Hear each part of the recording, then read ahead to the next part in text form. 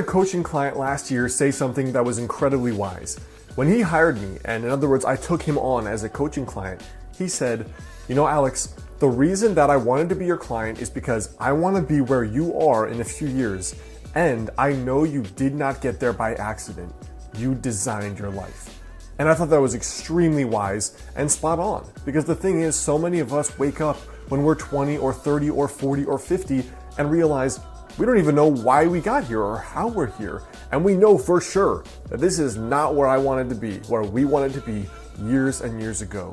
Now in this video, I want to share my personal process I use for not only scripting the direction of your life, but how I reinvented my own life and consciously created it from 26 until 30.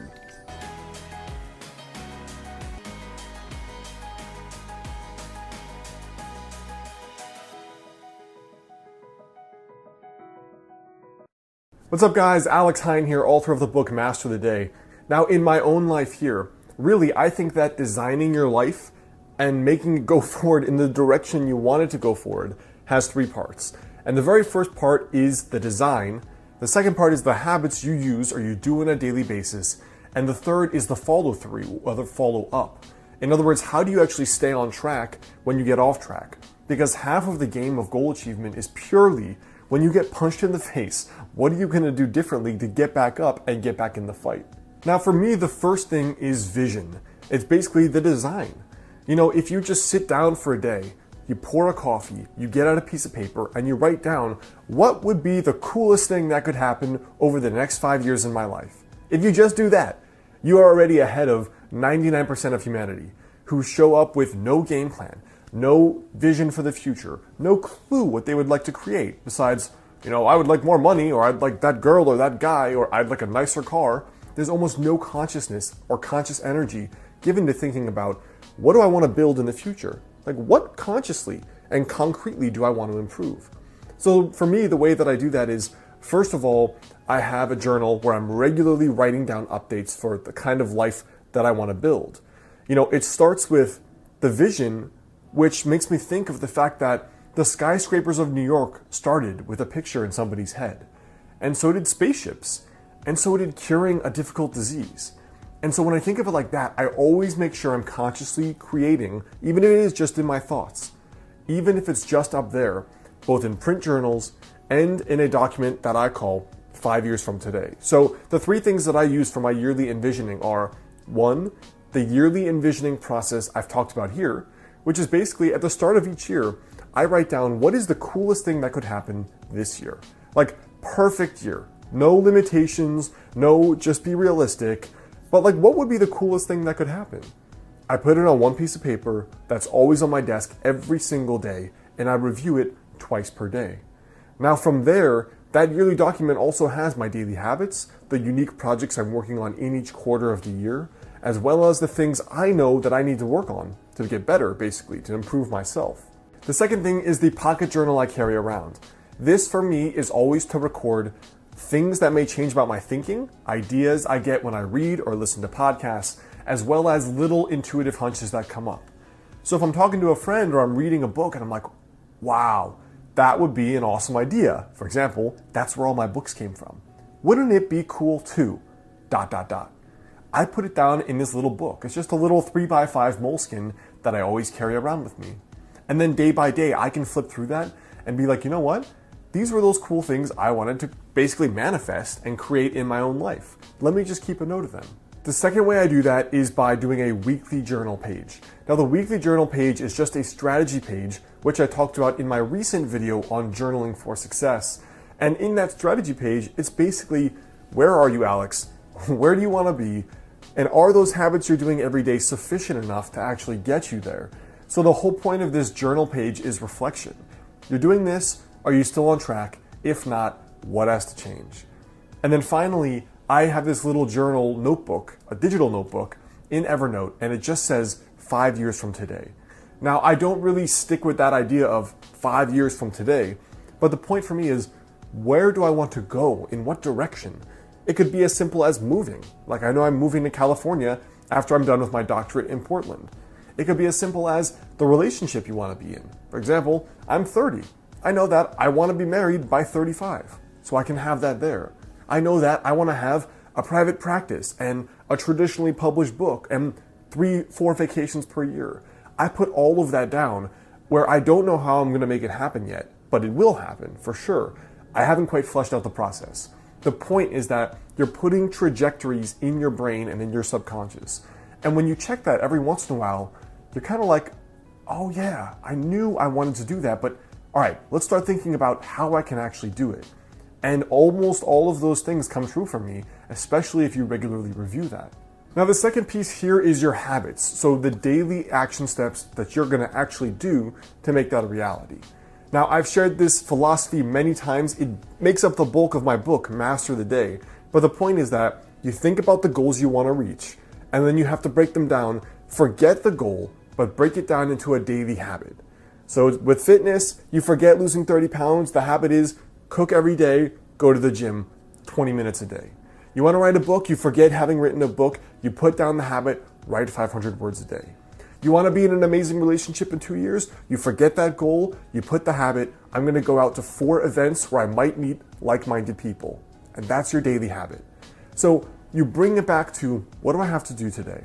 Now, the way I track that is a combination of ways. So not only in that yearly visioning document do I put that, I also record it in Evernote. And the reason I do that is because every Thursday, I have a 30 to 45 minute mastermind call. Now, I've had a personal mastermind for over 4 years now, every single week. And it's basically started when I started my business because that was so difficult for me. But it progressed to like, are you happy? Are you building the life you want? Is your ladder up against the right wall, as the saying goes? Because you might climb the ladder of success and realize you climbed the wrong ladder and you're not where you want to be. So it's also about conscious goal setting and being crystal clear on the path forward, making sure you're going down the right path you want to be down. So I actually have a maximum of 3 goals per year and then 3 habits per goal. For example, the goals are often much more complex than you think. Like, let's say you've only been sleeping 5 hours a night. Well, your daily ritual may have to be, I'm going to disconnect from the computer at 11, I'm not going to have coffee after 5, and I'm not going to stress myself out with homework or with work after a certain time. It may take a few habits. Just like doing well in school or high performing at your work may also be more than one habit. It may mean I'm going to study this study strategy every day and apply that. Or I'm going to do an extra 1 hour of work per day or self-study or something else. The way that I personally do it is just 3 habits per actual goal. And those I track in a weekly scorecard document, which is, these are the 3 things, did I do them Monday through Sunday? And then when I get to my Thursday night mastermind, we all get on the phone and I basically give a report. I did this 50% of the time, 90% of the time. This is what didn't work. This is what I have to improve. And then the third part for me about consciously designing your life and going forward is really just 2 things. It's the follow through to make sure you actually do these things. And then number 2, it's following little intuitions about when you have to pivot.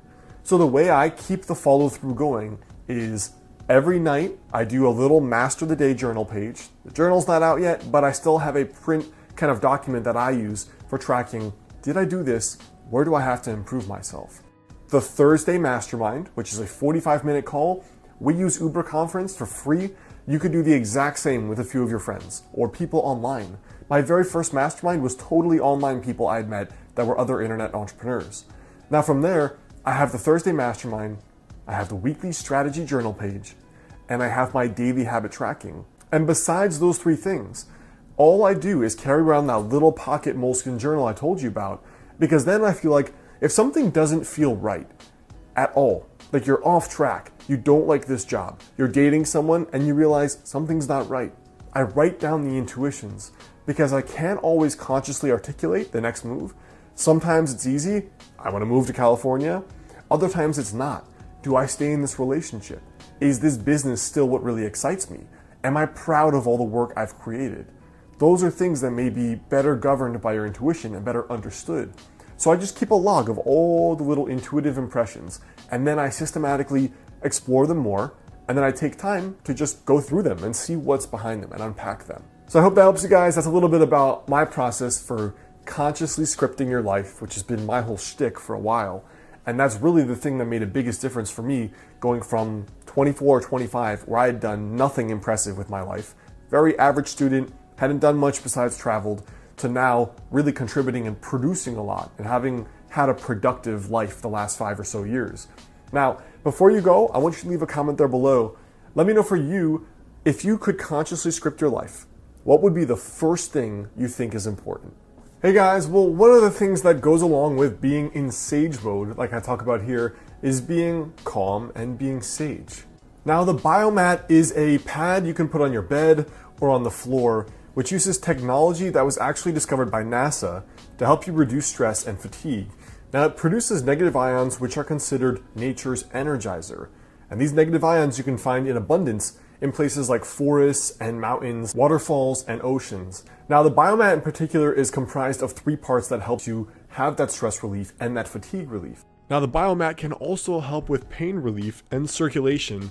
It is FDA cleared, and one of the cool things is that it profoundly affects both the nervous system while also promoting deep relaxation. So it kind of has this dual energizing and relaxing effect.